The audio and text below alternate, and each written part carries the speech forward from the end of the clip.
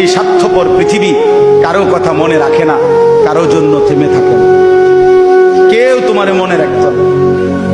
তুমি মরে গেলে কারো হাতে সময় নাই তোমারে কান্দে লইয়া কান্দনে, কারো হাতে সময়।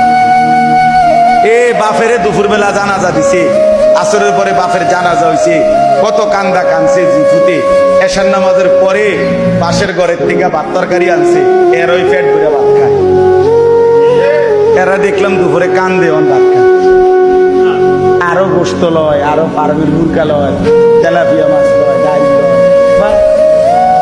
কি আপনারা দেখলাম বিকালে কি কান্দাটা কানলেন,